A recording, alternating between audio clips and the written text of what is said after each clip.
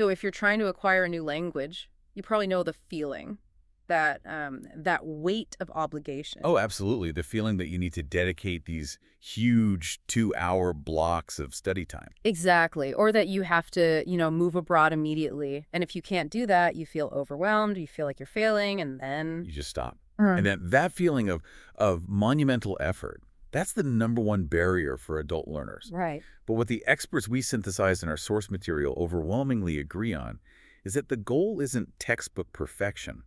It's about speaking with confidence.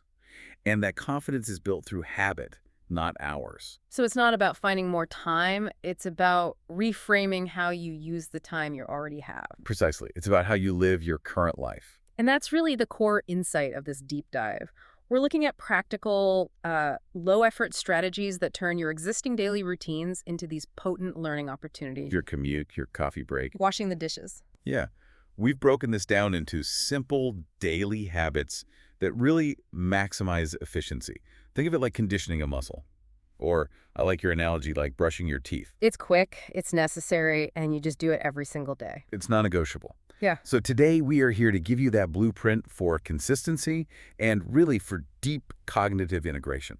Okay, let's unpack this. I want to start with the physical aspect of language. So many learners can read and write English perfectly, but when they go to speak, it's just not there. The rhythm feels wrong, the words don't flow. The mouth isn't trained. Exactly. So the first technique is called shadowing, or what we've been calling the echo technique. It's a great name for it because that's exactly what you're doing. You listen to a native speaker and you immediately repeat what they say. You're like a shadow. Like an echo. Right. And the crucial step here is that you're not just copying the words, you're copying the sounds, the specific rhythm, the flow of the entire phrase. I think this is where a lot of people get stuck. They stop, they try to understand or translate every single word, but the source material really emphasizes that you shouldn't pause to do that. Why is ignoring the meaning so important at first? Because right now you're training muscle memory, not comprehension. English has its own unique sound rules. Linguists call it phonotactics. And we have connected speech where words just blend together. Like going to becomes gonna. Exactly. Textbooks almost never teach you the music of the language. When you shadow, you are forcing your mouth to practice those specific sounds, the word stress, the intonation. You're building that physical memory. So it's training, listening, and speaking at the same time, but the focus is really on the physical side of it, the articulation that our native language just doesn't prepare us for. It's the difference between reading the sheet music and actually being able to sing the song. I love that. And the actionable tip here is the efficiency hack. It is. You only need 5 to 10 minutes a day. That's it. You can listen to a short YouTube clip, a podcast snippet, hit pause, and just echo it back. And you can pair this with another task, like washing the dishes or walking the dog. That way the time isn't a burden. It's a bonus. That's turning dead time into prime learning time. Okay, so the second physical technique is reading aloud. This seems so simple, but I think it gets overlooked. It gets overlooked because people think silent reading is enough. But your brain processes them completely differently.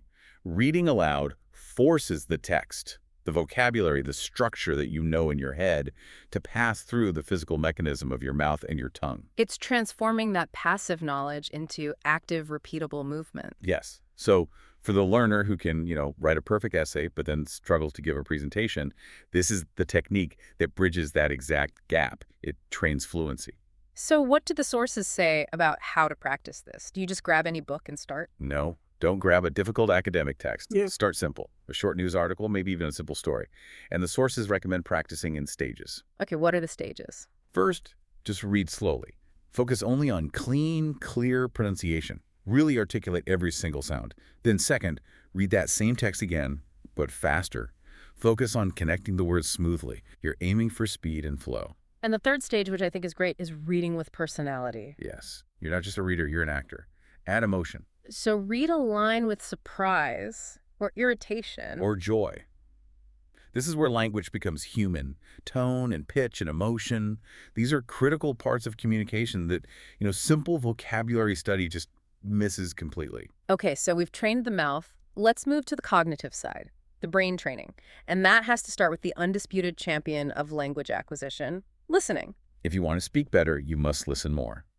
It's the simplest equation in language learning. And listening isn't just background noise. The source material is very clear on this. It's active pattern recognition. It's what linguists call comprehensible input. Okay, let's break that down. What does comprehensible input mean for someone who's saying, I just don't have time to sit and focus on a 1-hour lecture? It means maximizing your exposure to English that you understand most of, but not all of. And you get around the time objection by using that dead time we talked about.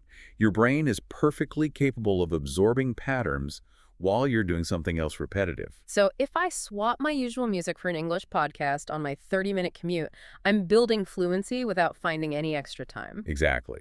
And here is the crucial insight. You do not need to understand 100%. If you only get 30 or 40% the first time, your brain is still mapping out the grammar and the common sound combinations. It's like putting a puzzle together. You're finding the edge pieces first. That's a great way to put it. You're building the framework. Which is why the repetition rule is so powerful. Listen to the same content multiple times. Yes, every repetition adds a new layer. The first time, you just get the gist of it. The third time, you might suddenly hear a tricky grammar structure you missed, or a key idiom. And you should always choose content that's in the sweet spot, just a little bit challenging, where you understand maybe 70 to 80%. Too easy, you learn nothing. Too hard, you just get overwhelmed and you quit. Okay, now let's talk about what might be the biggest breakthrough technique, especially for intermediate learners. Thinking in English. The reason most of us speak so slowly is that mental translation tax. We think in our native language, we translate it, and then we speak. It adds this massive cognitive load. That delay is what cripples spontaneous conversation. So you have to eliminate that middle step. You have to teach the brain to just access the English directly. Yeah. And the way to start, it sounds a little awkward, but it is so effective. And that's narrating your own life. Yes. Start small. 5 minutes a day. You become a quiet sports commentator for your own actions. Use simple present tense. So things like, the kettle is boiling now, or I need to find my keys, I'm wearing a blue shirt. Super simple stuff. And you can do it silently or just whisper it when you're alone. The sources are clear that while it feels forced at first, after just a few days of consistent practice, English thoughts will just start appearing automatically. And that's the breakthrough moment. That is the moment. Your brain is switching to automaticity. That's when you stop consciously translating, and the thought just is in English. That must feel like a monumental shift. It is the shift.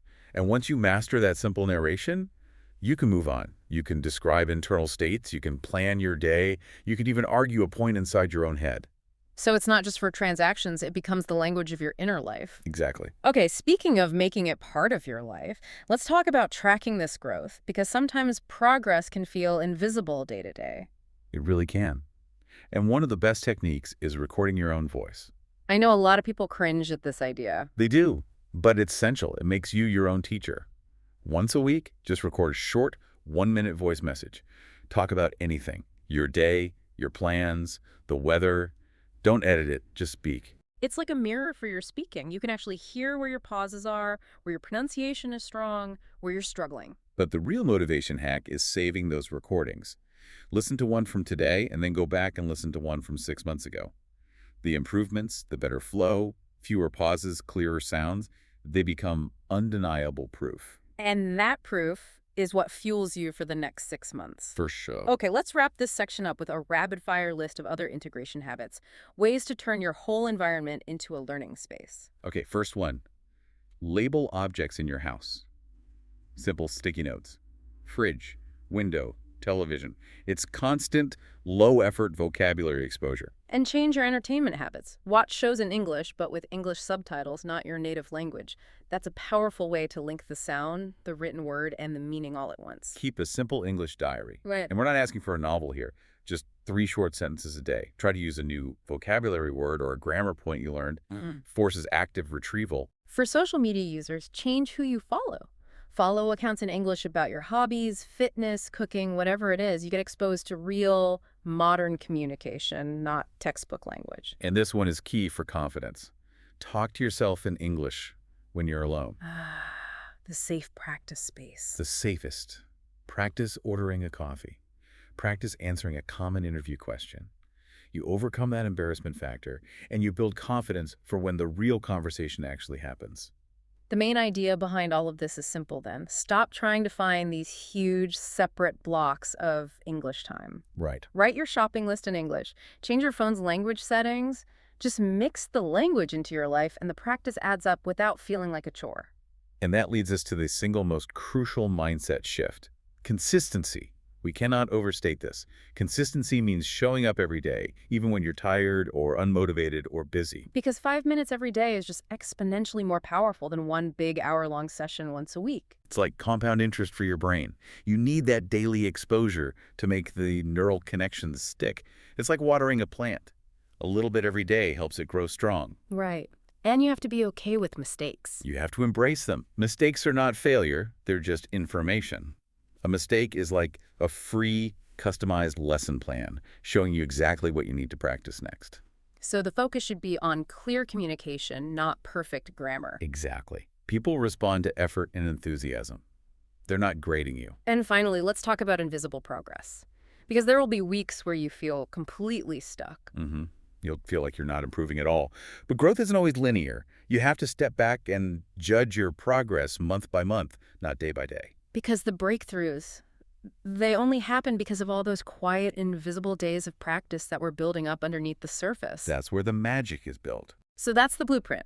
We've got the physical training with shadowing and reading aloud, cognitive integration with active listening and thinking in English, and then the whole mindset of consistency and tracking. These are simple habits. They require commitment and patience, but the sources promise they deliver profound results. And you have a final provocation for our listeners to hold on to. I do. One day, maybe 6 months from now, you will be in a situation, maybe ordering food, maybe watching a movie without subtitles, and the language will just flow. You'll have a thought or make a comment, and you'll pause for a second and realize it just happened Without translation. without any effort. And you'll realize that all those quiet, consistent efforts, those 5 minutes of shadowing, those 5 minutes of thinking, they compounded into something big. That's the magic moment of arrival, the moment you realize your effort created automaticity. You don't need to be perfect. You just need to be consistent. Keep integrating these habits and know that your English is growing right now, even if you can't see the full result just yet.